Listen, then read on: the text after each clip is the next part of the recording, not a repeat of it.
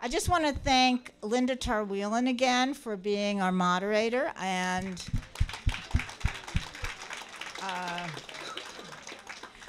this is a complex meeting, a very lively meeting, a very jam-packed meeting. I guess it's a good thing we only do it once a year. Otherwise, we'd all be sort of dead on our feet.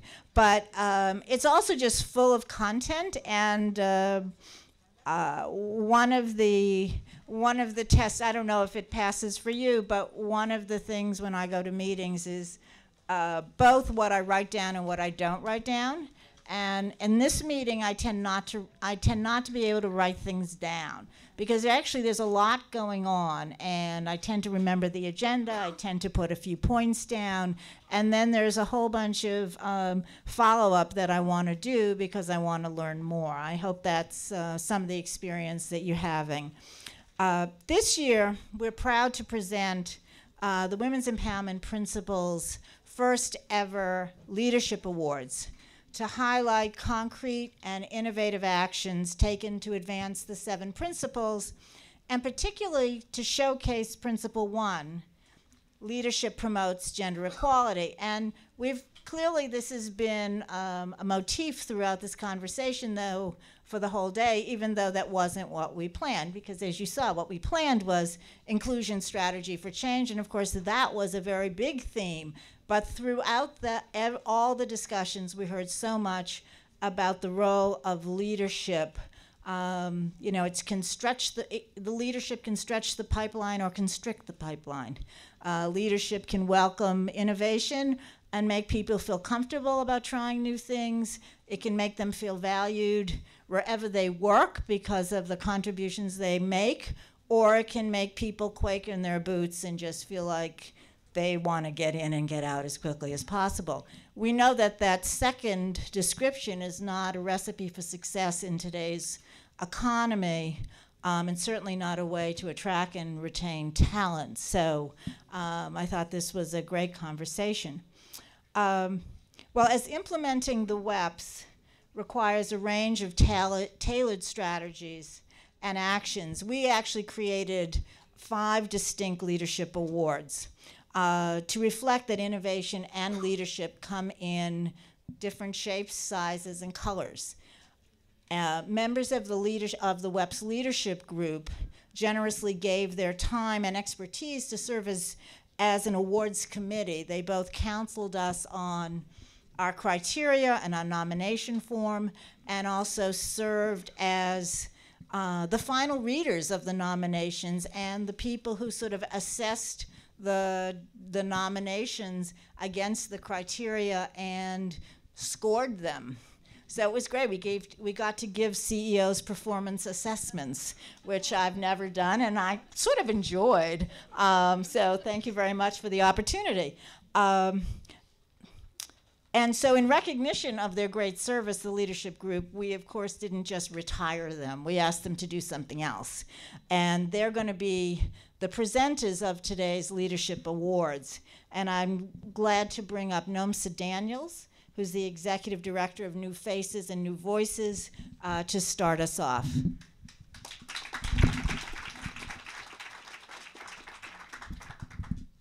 Thank you very much, Joan. I hope you can see me. I'm even shorter than Irene. Quite possible. But it's a pleasure to be here today. As Joan said, I work for an organization called New Faces, New Voices, which is a Pan-African advocacy group that was founded by Graça Machel. And we hope that through our participation, we would like to see certainly more African companies attending this annual meeting, but even more signing onto the WEPs as signatories. I have pleasure in presenting the first award for today. The WEPs Community Engagement Award recognizes a company for its alignment of values and business case as applied to a long-term investment in community, leveraging community engagement to build community-driven and participatory local programs. We are very pleased to announce that Mr. Dean Saikon and Dean's Beans Organic Coffee are recipients of the Community Engagement Award. Before Dean comes up to the stage to receive his award, I'd like to explain why his company received this award. Dean's Beans Organic Coffee are recognized for its record of community engagement in empowering coffee growers who are primarily women to improve their lives and their children's futures. Its innovative community-based and managed Chica program was designed by the residents of a rural Guatemalan village who were concerned about their young girls, who typically drop out of school after the 6th grade. Supported by Dean's Beans and its expertise, the villagers designed a project that provides a curriculum of education and self-esteem for 40 girls, all of whom were former school dropouts. 38 have since graduated from high school, and half are now enrolled in university or college programs. So with that, we'd like to call Dean to the stage.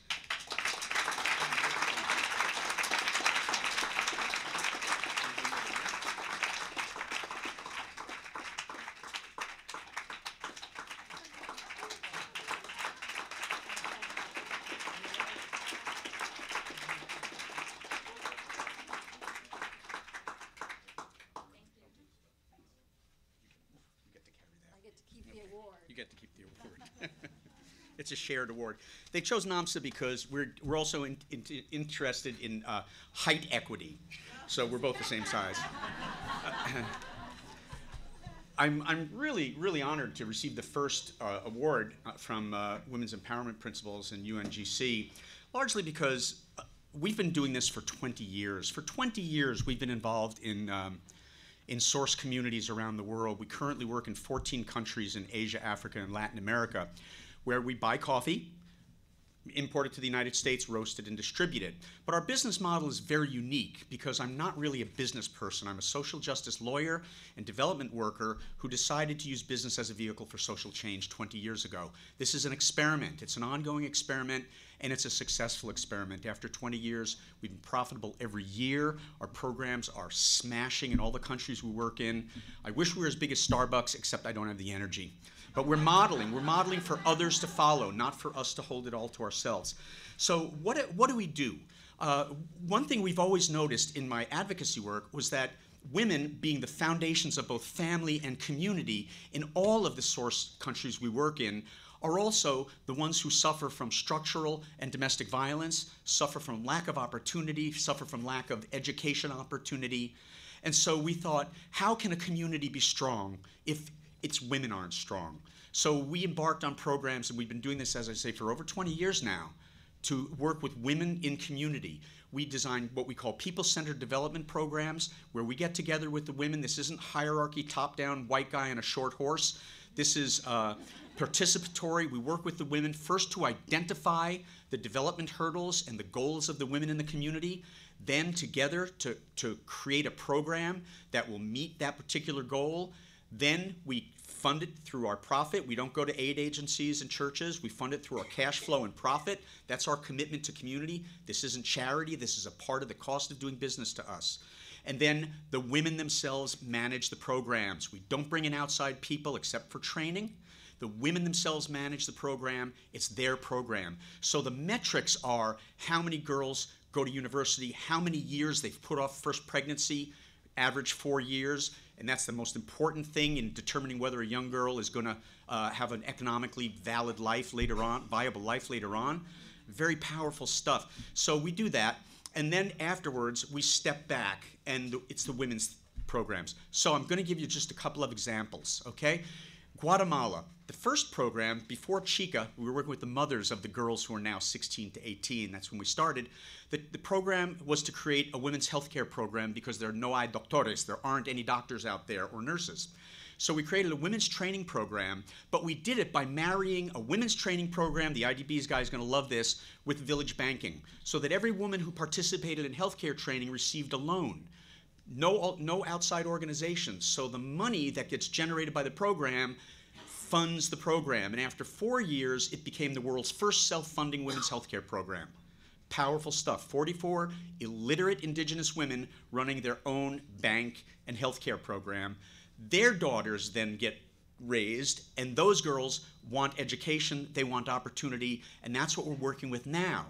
Now we take that program and we moved it over to Nicaragua for what we call the Unseen Women of Coffee program, where we're working with women who don't get paid or who get no pay at all, even at fair trade cooperatives. We only work with cooperatives, and gender equity is a requirement of a business contract with us. And I mean effective gender equity, not just they bring women in the room who frankly don't understand the language that's being spoken. There's a lot of tricks about subterfuge on gender equity, but we know them all. So, and have seen them all, okay? Anyway, let me move on. Another very important program, Men Overcoming Gender Violence in Rwanda. It's powerful, it's effective. I'd like to talk to IDB about seeing where that program can go. It's men and women. The women identify the gender violence in their lives. The men accept it, understand it, apologize for it. Huge public ceremonies, week-long workshops, very successful and powerful stuff. Then those, they're all coffee farmers, they become trainers and go to other co-ops. It's going throughout Rwanda now. Powerful program, paid by our funds. A little IDB help could make it go a lot further. So we have programs, unique programs in every one of the villages we're in because we're dedicated to this model. I invite anybody here, corporate, NGO, or otherwise, who wants to come with me and see what effective, on-the-ground women's empowerment looks like through our model. And I recognize, as Irene said, let the flowers bloom. You know, this is how we do it. But I invite anybody who wants to get a hold of me, dean@deansbeans.com, see our website, look at our YouTube videos about this work, and come with me, see how it's done, and share experiences about how we can do things better, what you may learn from it, because that's what it's about, is sharing the wealth on this one. So thank you very much to the Global Compact and UN Women. I kind of like UNIFEM myself, but UN Women's a great name. Because every time I send an email now, it says, I'm going to see the UN Women. And people say, oh, that's really good. What women are you seeing? It's like, never mind. Anyway, so thank you very much for this. It's a great honor, and I'm inspired to carry on. I have two beautiful daughters who are following in my footsteps. My wife has her own nonprofit for working with mothers with postpartum depression. Anybody has an interest in that? So I'm surrounded by powerful women. Couldn't get out of it if I wanted to. And I'm blessed in that. So thank you very much.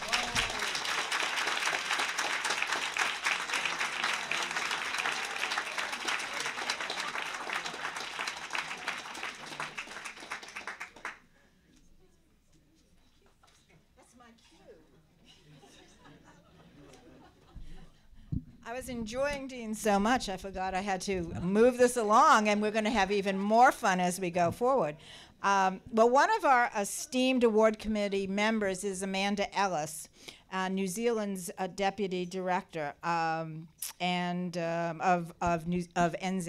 and she's unable to be with us. But fortunately, from that great country, very far away, the Honourable Jo Goodhue, New Zealand's Minister of Women's Affairs, is here working very hard at the CSW, but she agreed to come and present the next award, and you'll see why.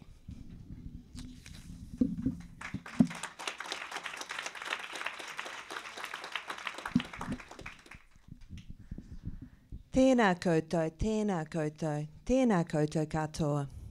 As New Zealand's Minister of Women's Affairs, I'm honoured to be here with you today to celebrate the inaugural WEP Leadership Awards. The Benchmarking for Change Award recognises a company for embedding accountability to achieve gender equality through meaningful metrics, indicators and reporting to track and monitor the inclusion of women at all levels of the company's operations. It is my pleasure to announce that Andrew Thorburn and the Bank of New Zealand are the recipients of the WEPs Benchmarking for Change Award 2013. BNZ and its Managing Director and Chief Executive Officer, Andrew Thorburn, are recognised for their comprehensive approach towards tackling what they identified as their biggest challenge, reaching a point where we have greater representation at middle to senior leadership and management.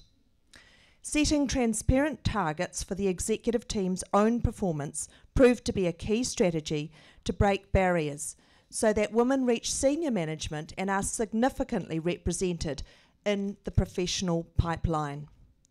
The company established an effective and far-reaching diversity council to set strategic priorities, oversee performance, and create clearly understood career pathways. This resulted in women making up 42% of an identified talent cohort from which senior management will emerge, along with women's representation at senior levels reaching nearly 50%. Getting more women into leadership positions across New Zealand is one of my priorities as Minister of Women's Affairs. I congratulate Andrew and the BNZ team on their receipt of this award, and I look forward to working with them to share their experience with other New Zealand companies. We're now going to see a video of Andrew making some comments about the work that's been done before I ask someone else to come up and accept the award on his behalf.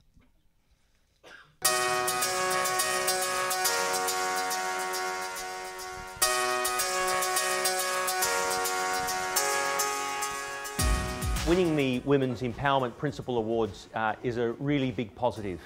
It's positive because it encourages us at the Bank of New Zealand that we're on the right track, and whilst there's a long way to go to achieve excellence in this area, we're encouraged by the progress that we're making. The Women's Empowerment Principles really gave us some added impetus. We had been thinking about this topic for some time, and we had been concerned about it. And I had been concerned because, firstly, there is an element of fairness, that women were not properly represented at senior levels in our organisation and in our industry. But if we're going to adapt as an organisation, and banking and financial services, the ability to adapt is going to be so critical, to the ability to innovate, that we had to have different people, more women, but different ethnic groups and different personalities around our decision-making tables, so that we were able to not just take a single narrow lens to a problem. It also helped us to continue the work around benchmarking where we stood in this area against other banks in the world and locally, professional services firms, and the empowerment principles gave us another very specific set of goals to attach to the work we were doing. So as a package, it really helped us be clear and transparent and continue our momentum. Our greatest accomplishments in this area are that, firstly, we do have a plan that is documented, is updated, and is transparent in our organisation. The second is, it's great to see that we are actually changing the numbers, that we are having more women stay and move into senior roles. At our executive committee level, we have 50% now who are women, and we are a lot more focused on succession planning and women being identified and developed to come through. So I'm pleased with that. The biggest challenge is that people think this is a one-off intervention, that it's a project like a new product that once sort of done will go away, and we have to ensure that this is a mindset change and this is a very deep embedded change. And specifically our challenge is that we bring women through from middle management, where we have a very good representation, right through to the senior level. It's a real honour to have won this award on behalf of the Bank of New Zealand, and I wish you well in your conference and encourage you to ensure that the debate is strong so that the principles that we're all committed to can continue to be embedded around the world.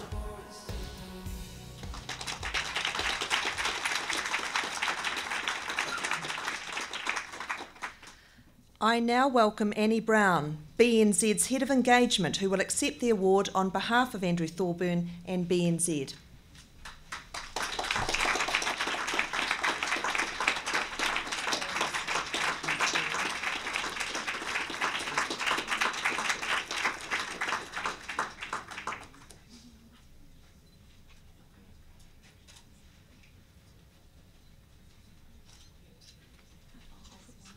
Thank you.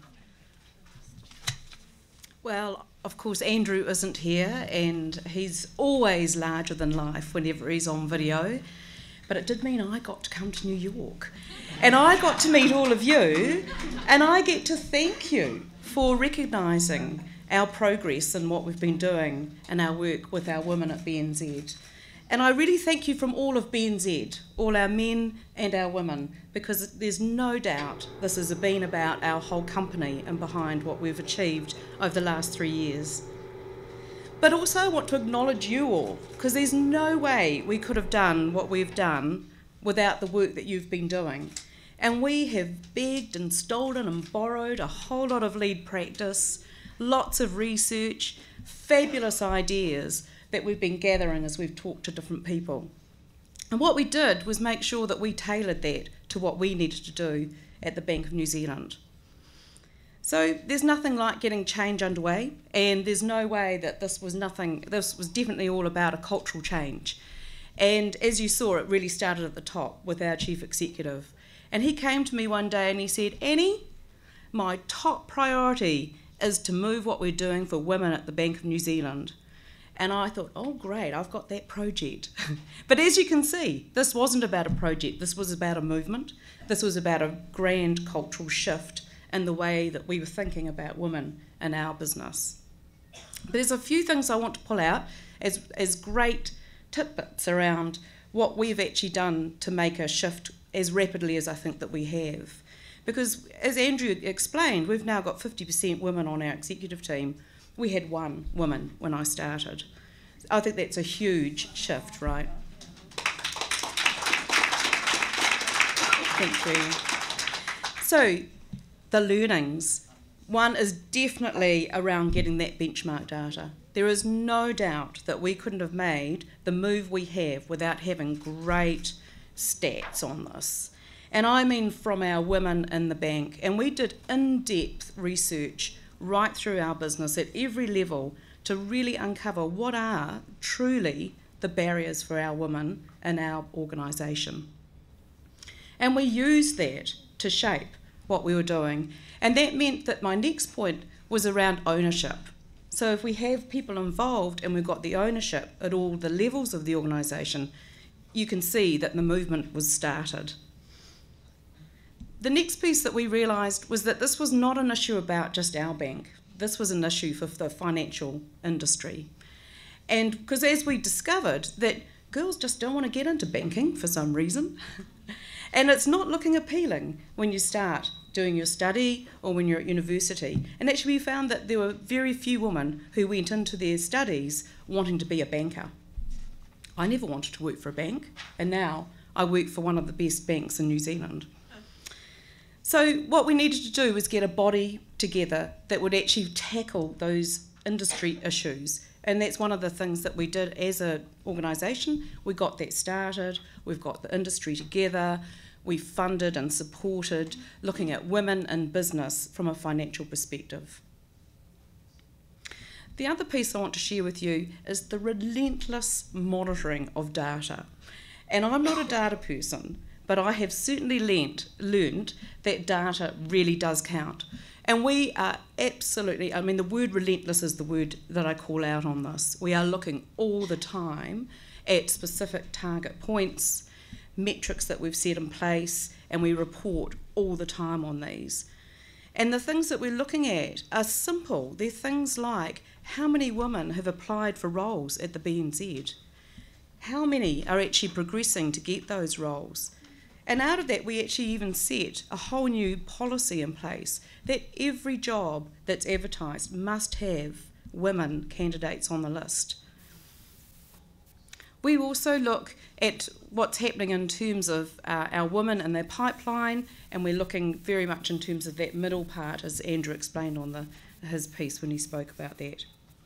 And so the last point I wanted to make, and it's really what this is all about, is that without leadership from Andrew, none of this would have happened. And I really salute him. I feel very proud to work for the Bank of New Zealand. And I think without his work and his relentless leadership with us, we would not have achieved what we have. So I thank you, Andrew, and I'm sorry he's not able to be here in person, but as you see, you got me, so thanks.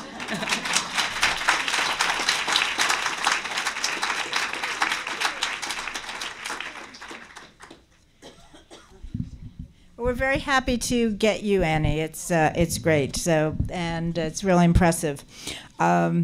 Well, people who attended the WEPs reception last night got to hear from one of our leadership group members speak movingly about what her business is doing in efforts to stem violence against women and offer economic opportunities to the survivors of acid attacks. So it's a pleasure to bring Nalia Chowdhury, Chairman and CEO Teleconsult Group, who will present the next award.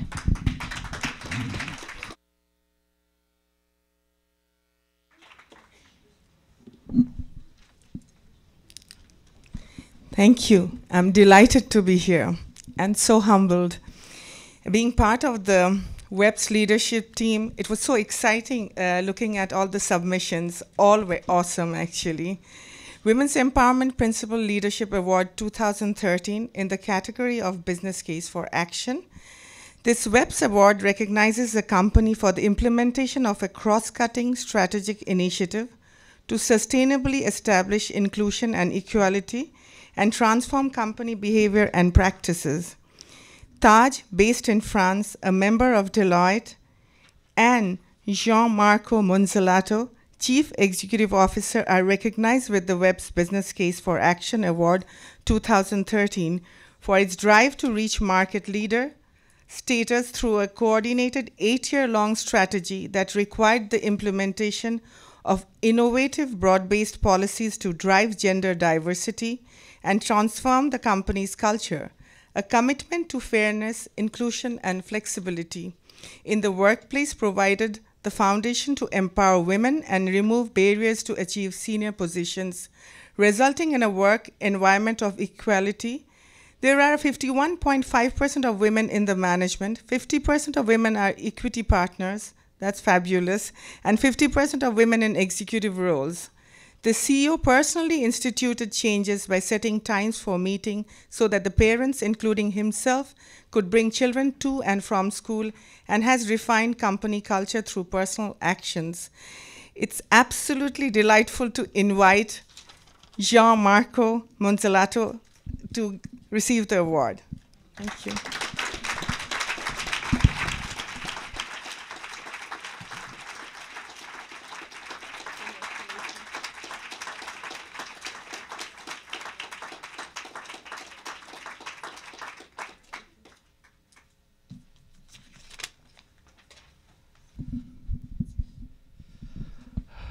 Madam Minister, Mr. George Kell, distinguished member of the award committee, ladies, and the few gentlemen, I am very grateful for this honor, both from my company and for myself. From my company, obviously, because tomorrow morning, French time, when they will read my email, they will share my pride for this recognition for what we have built at Taj over the time. And for me personally, because this award doesn't make my day, it doesn't make my year, it makes my legacy, actually. And I could have dreamed of a better legacy, frankly. Because the WEP principles, and especially the very first one, equality means business, equality means business, is at the core of what we have done at Taj. 8 years ago, we were a second-tier firm. In an industry, the law firm industry, because I have to manage lawyers and French lawyers on top of that. So my job is not a job, it's a true adventure, believe me. So we were a second-tier firm, and we wanted to become a market leader. And for that, we decided to invest in innovation and commitment of our talents. And I personally strongly believe, and I could demonstrate it through physics laws and mathematical laws, that group with diverse background, that group with parity, performs and innovates better than uniform groups. And that's obvious. Still, when you go to Europe and you visit the corporate leadership floor, it does look very much like a 19th century gentleman-only club. While we're in the 21st century, in a diverse and global world, how can we think we can be successful in the 21st century with a 19th century mentality? That's why with Taj, we achieve parity at all levels of the organization. My executive committee is actually 60% women, and my board is 60% men, so that makes 50% as an average.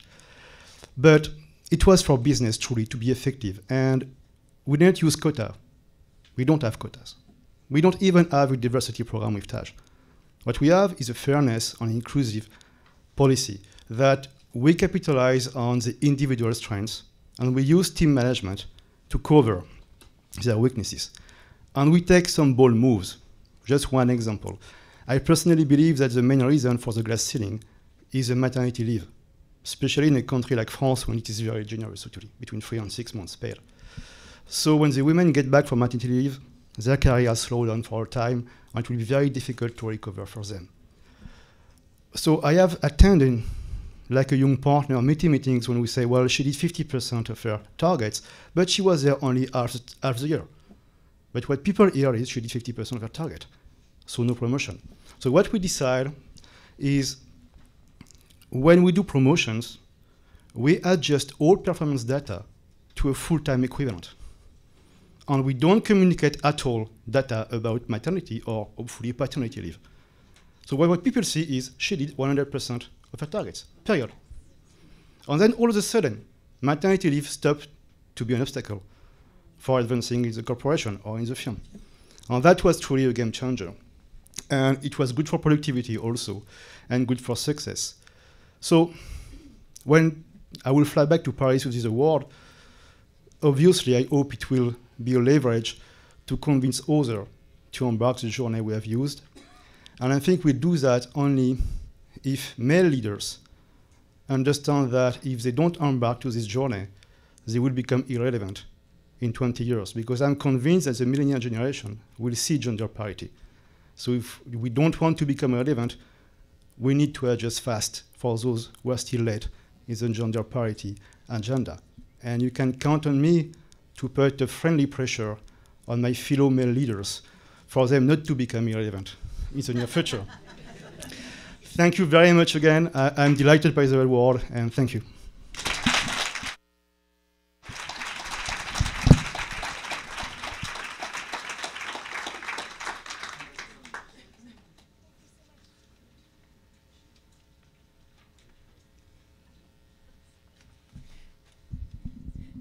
Well, I think you can see from the remarks that this was not an easy task, and why we were so excited reading the nominations. And we're just going to say, wow. Well, our next presenter, this is just like Tina Fey downstairs, is relatively new to the WEPs group, but she got right in by working very hard on our awards committee. And it's a pleasure to bring to you Anne Rahosi, President, Global Commercial Operations, Levi Strauss & Company.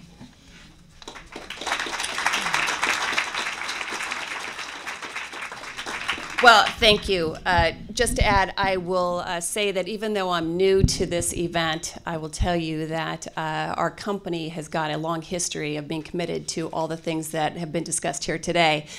And I could not be more inspired by what I've heard. So for everything that we've done, I want to go home and say, we could do more. So let's get after it very quickly. So we're, first and foremost, I want to add my thanks to the WEPs group here, because what I think they've done for us is provided some guideposts for action and transparency for us to continue these efforts throughout our company.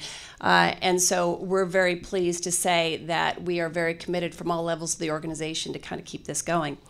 Also, I was very pleased to be on part of the committee that was a chance to review the awards and the nominations. And I'm pleased to be announcing the recipient of the 7 Principles Award.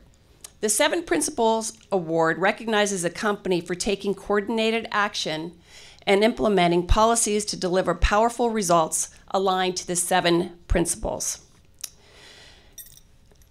Itaipu Binacional in Brazil and Jorge Miguel Semek, Brazilian General Director, are recognized this year with the 7 Principle Awards for developing and launching its guidelines of gender equality.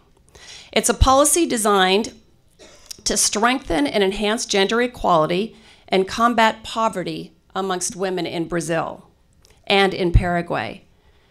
They are the largest producer of clean and renewable energy in the world, and in 2003, Itaipu launched a visionary incentive to gender equality program, and since then has been developing and implementing wide-ranging gender equality initiatives for women and men in the workplace, marketplace, and in the communities.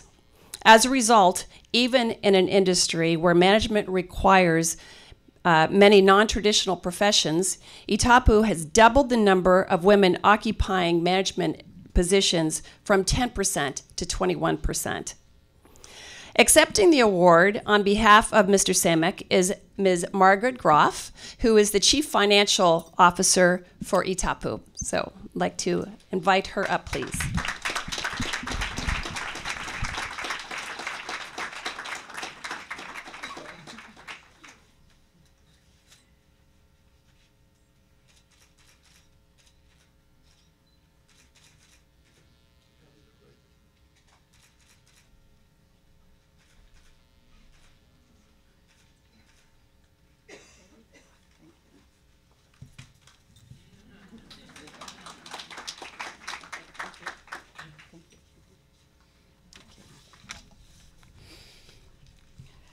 Dear Mr. George Kell, Executive Director of UN Global Compact, dear Joan and Linda and all the team, WEPs team, ladies and gentlemen, good afternoon. With great pleasure, we are here to receive in name of our CEO, George Miguel Samek, the Women's Empower Principles Leadership Award, given by UN Women and UN Global Compact. This award recognizes our CEO, George Samek, for the leadership he demonstrated back in 2003 when he assumed the presidency of the world's largest generation of renewable clean energy, Itaipu Power Plant, located on the borders between Brazil and Paraguay. He brought the first woman to the board in 30 years of Itaipu history. And when she left to become an important minister of Brazilian government, George Samek went ahead, chose another woman, now from the workforce, me, to left the financial management of a company that produces energy and welfare, health, education, and economical development for Brazil and Paraguay. This has reinforced the company gender equality program amongst the workforce. Itaipu has been strongly encouraging women employees to develop themselves in order to assume management position, having duplicated the number of women occupying management positions for 10% to 21% in the last 10 years. The fact of having included men employees when the executive, the gender equality program was a key force for progressing. However, I must point how challenging was persuading them. We want to promote a more inclusive and respectful management for the whole company, not only for the women. In 2011, the board approved a policy with guidelines of gender equality, which relate directly to the 7 Women's Empower Principles. In 2010, when the WEPs were launched, Itaipu was not only on the first companies to sign, but also promote their launching in Brazil and Paraguay. Are we continue strongly to support this platform propagation? Itaipu encourages Brazilian public policies on gender. Its stakeholders and supplier, university, movement of entrepreneurs, executive women, and the society in general for the dissemination and reinforcement of women's empowerment. For Itaipu, the WEPs are a permanent tool to evaluate our actions and inspiration source to fill the gaps of the company's strategic management. To sum up, we would like to urge the leaders of the biggest companies to be more sensitive for listen to the voice of diversity and open the doors so people can approach to continue on effective actions for a better world with justice, no poverty, and more solidarity. In name of Itaipu Binacional, CEO Jorge Samek, and all its employers, Brazilian and Paraguay, I would like to thank once again to the United Nations in name of UN Women and UN Global Compact for such a special prize. Thank you all. Bravo, Itaipu.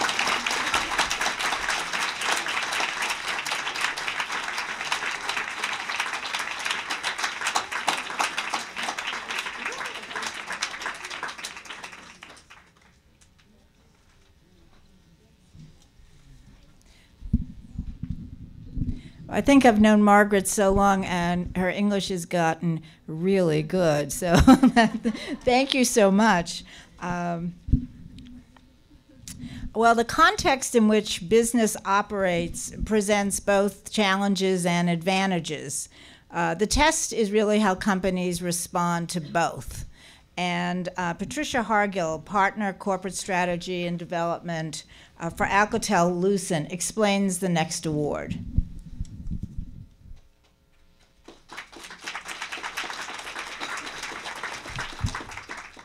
Good afternoon. Thank you, John.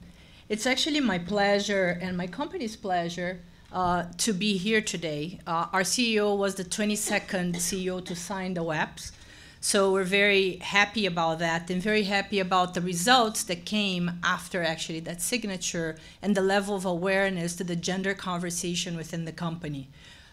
It is my pleasure today to present this award. And it's an award that is actually close to my heart. As someone who immigrated to this country, cultural diversity is something important, and cultural sensitivity is something that I'm very exposed to. So we can very easily say that the WEPs are things that only large companies can do. We can very easily say that there are certain sectors of economy that cannot do that, but that's simply not true. Yesterday, I actually tweeted a little thing that was from Martin Luther King saying that, you know, we can say something is impossible, but it's not really impossible. It's just that it hasn't been done. So it is my pleasure to introduce Mr. Mahesh Amalian, who was the chairman of MAS Holdings in Sri Lanka, an apparel and textile manufacturing company that actually starts from design all the way to manufacturing and distribution, to this award. And this award is about cultural change for empowerment.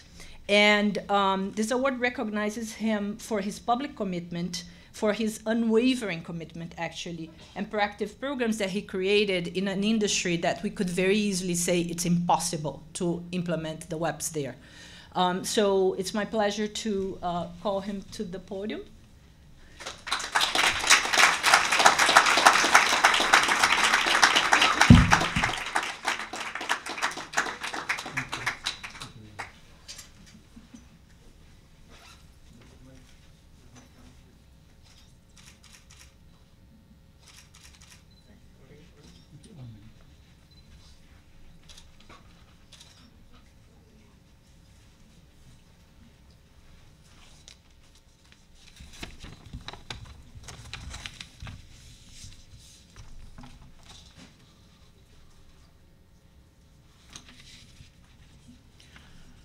Your Excellencies, honored guests, ladies and gentlemen, it is a great honor to be a recipient at the first Leadership Award ceremony of the Women's Empowerment Principles.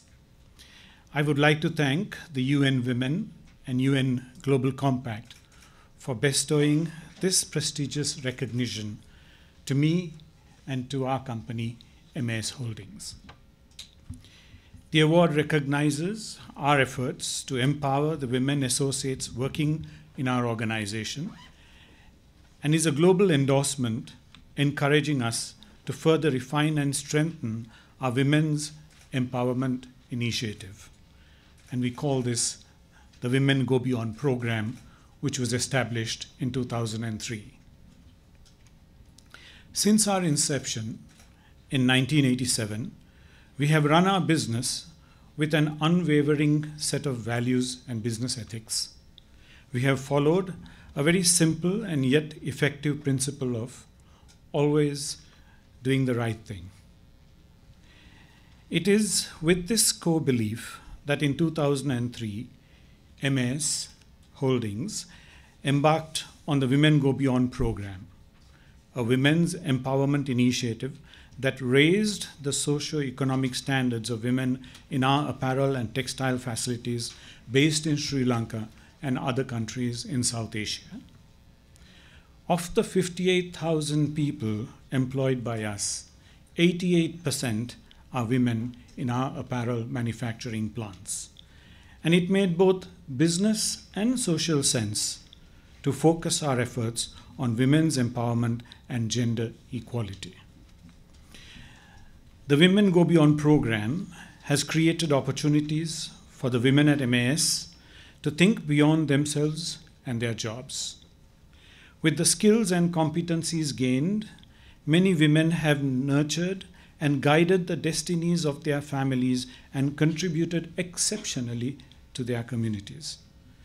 The stories of significant achievements of the empowered women working with us have inspired many of their colleagues in the organization. Those recognized as Women Go Beyond champions, and we do that once a year, have become role models within MAS and also in the wider community, making an impact both within our organization and beyond. You know, doing the right thing by your employees has an interesting way of rewarding the organization. In 2003, when we first launched the initiative, we did not foresee the impact and contribution this would make to enrich our organization, especially in terms of employee engagement, motivation, and retention, and most importantly, improve productivity. All these areas have been enhanced significantly since we started the program.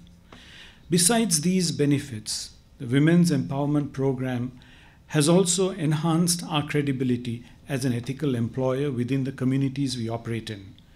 These communities are not only benefited by the contribution made by our organization, but also in the many ways that our associates have used the special skills acquired in the Women Go Beyond program to add value to these communities. For example, many women now participate in village development activities and are active in promoting healthy lifestyles in these communities that they live in. MAS is one of the first signatories from Sri Lanka to the UN Global Compact in 2003 and was also instrumental in setting up the local network in 2007.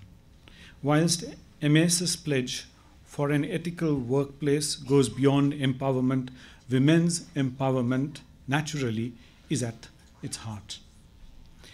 In November 2011, I signed the Women's Empowerment Principles as one of only 3 companies in Sri Lanka to do so.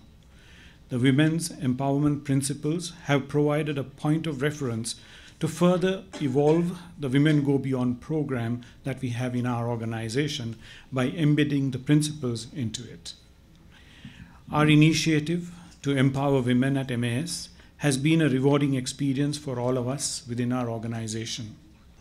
As MAS grows into a global enterprise, we will take our message and practice of women's empowerment beyond Sri Lanka and South Asia to all the other countries where we locate our manufacturing organizations. We look forward to engaging with organizations like the United Nations to guide and assist us on this journey. This award recognizes the empowered women in our organization whose dedication, commitment, and passion have contributed to the development and growth not only of our business, but also to their individual growth, the well-being of their families, and of their communities. I accept this award with great humility, on behalf of my associates at MS Holdings. Thank you.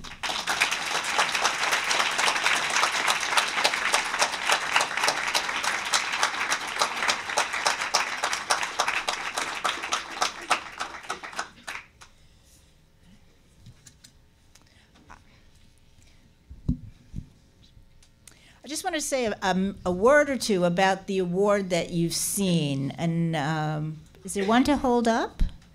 Okay. So apply, and maybe this can be in your future. No.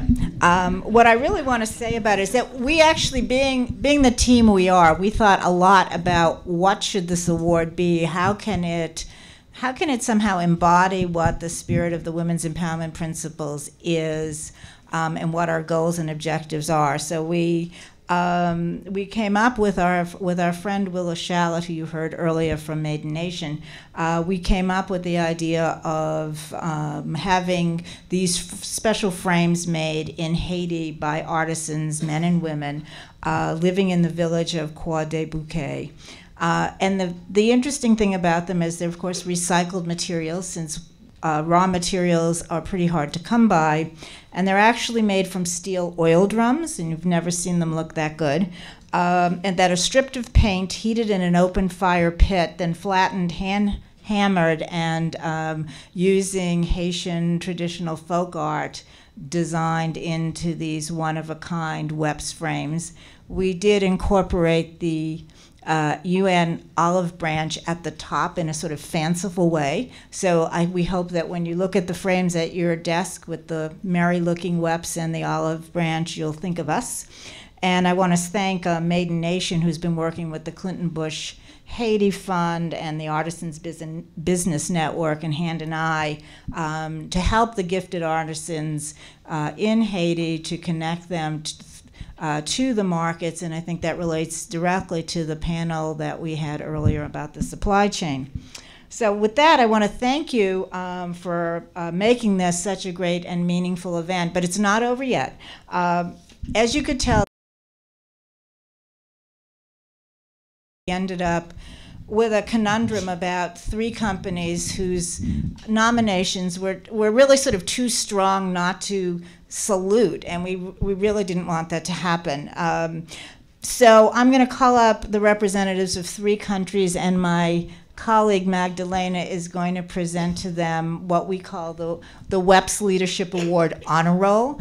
And it's really very well deserved. And after that presentation, we are then getting ready to welcome the Secretary General, who we will hear momentarily where he is on his journey to visit with us. Ms. Kimi Iwata, advisor and former representative director and vice president of Shiseido, if you'd come up, and Ms. Nur Gher, founder and CEO of Sutex Textile, and Mr. Naveen Narayanan, senior vice president and head of global talent acquisition and mobility, HCL Technologies.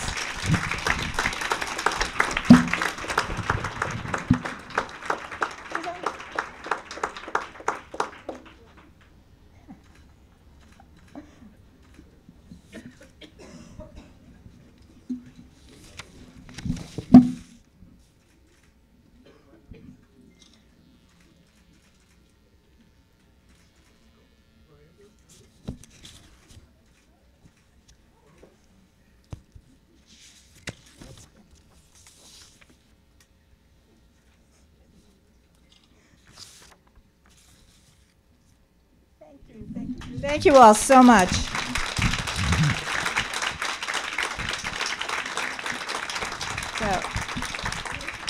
So I want to encourage everyone in the room, all the business representatives, to think about organizing, really assessing all your programs, all your initiatives, where your leadership is going and where your employees want you to go, and think about applying for, sending a nomination in for 2013 and 2014. And we will have details posted on the website and probably be in communication about that. And I also want to invite companies who are not yet WEP signers to really think about joining this incredibly lively, provocative, and constructive initiative. And if there's anything that any of us or our team or Georg or people from UN Women can do to help you or to talk with you about what's at stake, what you need to do, please feel free to contact any of us. We really do love to hear from you. And I'm actually pleased to say that my role is finished, and we're not, though I could hand it back to our esteemed moderator, Linda Dar-Whelan, for another panel, but I think that would be cruel and unusual something. So we're going to wait really for the Secretary General, and as soon as we get word that he's coming, we're going to ask the designated people to take their spots for the photograph. We're going to set this up for the Secretary General so you can watch us elegantly move furniture yet again. And, you know, have some coffee, have some water, but please hang on because he really has some terrific things to say. And we're going to have some report backs from a few people in the audience about what they are taking away from today. And I think that will be really interesting. So thank you all again, and we'll talk more in a bit.